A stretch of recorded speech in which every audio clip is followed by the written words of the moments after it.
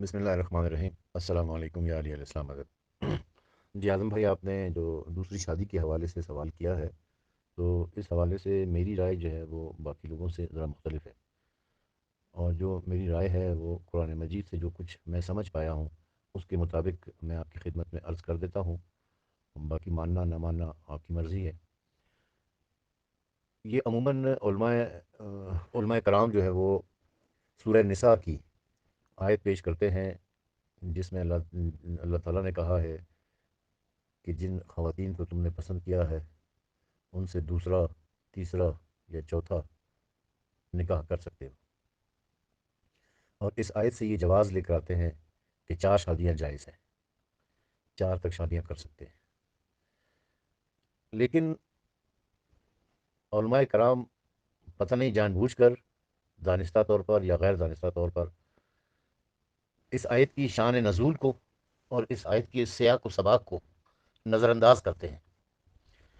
وہ اس طریقے سے کہ سورہ نساء کی اس آیت سے پہلے دو آیتوں میں اللہ تعالیٰ نے یتیموں کا ذکر کیا ہے، اور اس کے بعد والی آیت میں بھی یتیموں کا ذکر ہے۔ تو اس کا جو کانٹیکسٹ بنتا ہے وہ یتیموں کے حوالے سے۔ خود اس آیت کی ابتدا بھی یتیموں کے حوالے سے ہو رہی ہے، مگر علماء کرام جب بھی اس آیت کو پیش کرتے ہیں تو وہ صرف اس حصے کو بیان کرتے ہیں جس حصے میں دوسری، تیسری اور چوتھی شادی کا ذکر ہے۔ پوری آیت کبھی آپ کو پڑھ کر نہیں سنائیں گے، جس کی وجہ سے انسان یہ سمجھتا ہے کہ شاید اللہ تعالیٰ اس آیت میں صرف شادیوں کا ذکر کر رہا ہے، حالانکہ یہ آیت شادیوں کے متعلق نہیں ہے بلکہ یتیموں کے متعلق ہے۔ آیت کیا ہے؟ وَإِنْ خِفْتُمْ لَا تُقْسِطُوا فِي الْيَتَامَى، اگر تمہیں اس بات کا خوف ہے، لا تقسطوا، کہ انصاف نہیں کر سکو گے، فی الیتامى، یتیموں کے معاملے میں، فن کہو، تو نکاح کر لو، ما طاب لکم من النساء، اپنی پسند کی خواتین سے، ثانی و ثلث و ربع، دو سے یا تین سے یا چار سے، وَإِنْ خِفْتُمْ، اور اگر تمہیں اس بات کا خوف ہو کہ لا تعدلوا، کہ عدل نہیں کر سکو گے، فواحدہ، تو پھر ایک کو ہی رہنے دو۔ اب یہاں پر کانٹیکسٹ کیا ہمیں بتا رہا ہے، پوری آیت کیا بتا رہی ہے کہ اگر تم کو اس بات کا خوف ہے کہ تم یتیموں کے معاملے میں انصاف نہیں کر سکو گے تو پھر دوسری، تیسری یا چوتھی کے ساتھ نکاح کر لو، اپنے پسند کی دوسری خاتون سے، تیسری خاتون سے، چوتھی خاتون سے نکاح کر لو، یا دوسرا نکاح کر لو، تیسرا نکاح کر لو، چوتھا نکاح کر لو۔ اور اگر تمہیں اس بات کا ڈر ہے کہ تم ان ازواج کے درمیان، یعنی دوسری، تیسری، چوتھی کے درمیان عدل نہیں کر سکو گے، فواحدہ، تو پھر وہ ایک ہی رہنے دو جو پہلے سے تمہارے پاس ہے۔ اب دیکھیں یہاں پر ثانی و ثلث و ربع کے الفاظ استعمال ہوئے ہیں، دو یا تین یا چار۔ گنتی دو سے نہیں شروع ہوتی، ایک سے شروع ہوتی ہے۔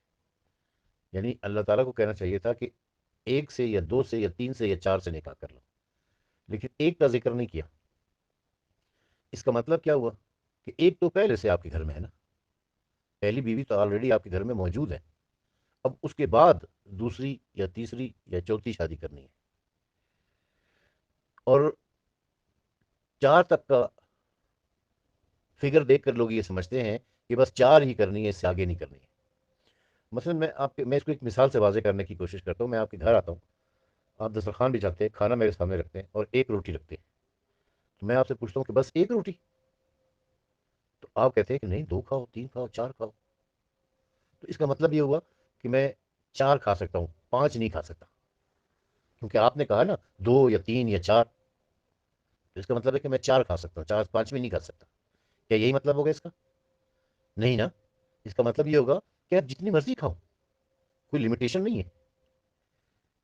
تو جب اللہ تعالیٰ یہ کہہ رہا ہے کہ ثانی و ثلث و ربع، تو اس کا مطلب یہ ہوا کہ یہ محاورتاً استعمال کیا جا رہا ہے، نہ کہ لمیٹیشن دی جا رہی ہے۔ محاورتاً کیسے؟ کہ بھئی آپ جتنی مرضی شادیاں کرو، کوئی لمٹ نہیں ہے۔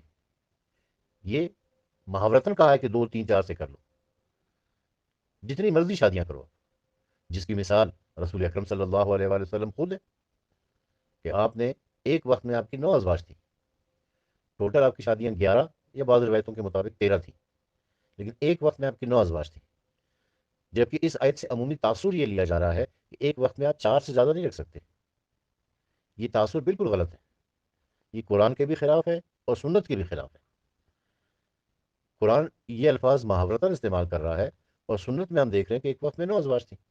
یہ کیسے ممکن ہے کہ خود بانی شریعت کے اوپر عمل نہ کر رہے ہوں، رسول اکرم صلی اللہ علیہ وسلم اللہ تعالیٰ کے حکم پر عمل نہ کر رہے ہوں؟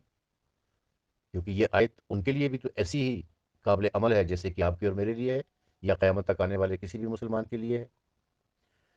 اب ہم آتے ہیں اس آیت کی شان نزول کی طرف۔ واقعہ کیا ہے؟ واقعہ یہ ہے کہ جنگ احد میں 70 صحابہ کرام شہید ہو گئے تھے۔ 70 صحابہ کرام کے شہید ہونے کا مطلب یہ ہے کہ 70 خواتین بیوہ ہو گئی ہیں، اور اگر ایک صحابی کے کم از کم 3-4 بچے بھی مانے جائیں تو 250-300 بچے جو ہے وہ یتیم ہو گئے۔ اب اس چھوٹے سے معاشرے میں ابھی تازہ تازہ اسلام آیا ہوا ہے، اور نیا ایک معاشرہ بن رہا ہے، بلکہ بنا بھی نہیں ہے، بن رہا ہے ابھی۔ اس میں اتنی بڑی تعداد میں یتیموں کا ہو جانا، اتنی بڑی تعداد میں خواتین کا بیوہ ہو جانا، تشویشناک صورتحال تھی۔ رسول اکرم صلی اللہ علیہ وآلہ وسلم نے یتیموں کی کفالت کے لیے جو صحابہ کرام زندہ تھے ان میں 2 یتیم تقسیم کر دیے کہ بھئی یہ 2 بچوں کی کفالت آپ لوگوں نے کرنی ہے۔ بچوں کی کفالت کا مسئلہ تو کسی حد تک حل ہوا، مگر بیوہ خواتین کا مسئلہ حل نہیں ہوا۔ اور پھر وہ صحابہ کرام جب ان بچوں کی کفالت کرنے لگے تو اپنے بچے میں اور اس یتیم بچے میں فطرت انسانی کے مطابق فرق کیا جا رہا تھا۔ یعنی فطرت انسانی یہ ہے کہ جو محبت اپنی اولاد سے ہے، اپنے بچے سے ہے، وہ محبت آپ کسی دوسرے بچے کو نہیں دے سکتے۔ یہ فطری عمل ہے، اس کے اوپر کسی کو ہم متون نہیں کر رہے ہیں، یہ فطری عمل ہے۔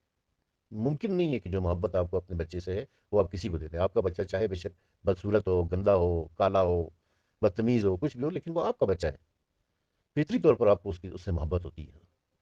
دوسرا بچہ بہت پیارا سا ہے، گورا سا ہے، صاف ستھرا ہے، بہت مؤدب ہے، لیکن اس سے وہ محبت آپ کو نہیں ہو سکتی جو اپنے بچے سے ہوگی۔ اسی لیے اللہ تعالیٰ نے فرمایا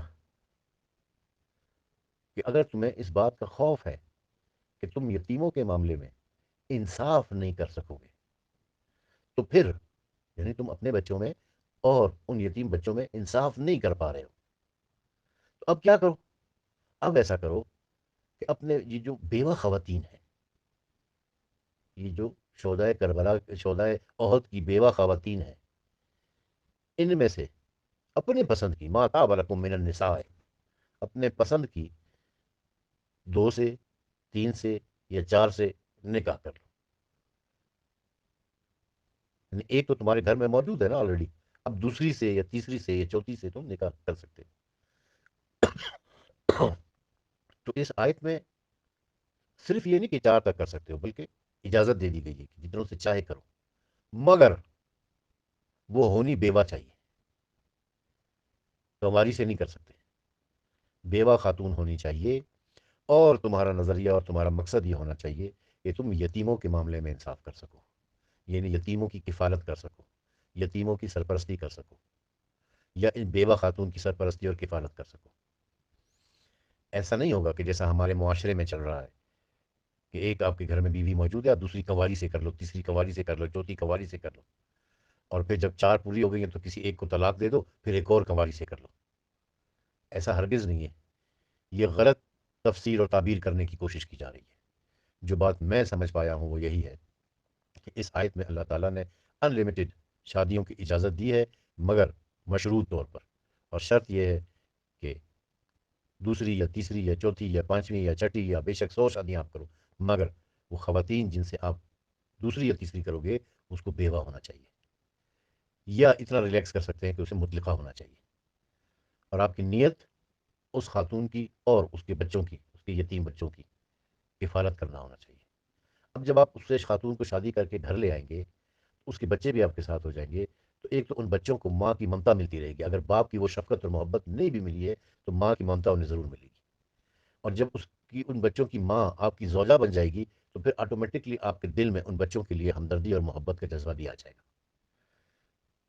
میں یہ سمجھ سکا ہوں کہ اس آیت کا مطلب یہ ہے، اگر اور دوسری شادی کے لیے قرآن مجید کی اسی روح سے یا دیگر احادیث بھی آپ دیکھ لیں تو اس کی روح سے، دوسری شادی جب آپ بیوہ سے یا مطلقہ سے کر رہے ہیں، اس کے لیے پہلی بیوی سے اجازت لینے کی ضرورت نہیں ہے۔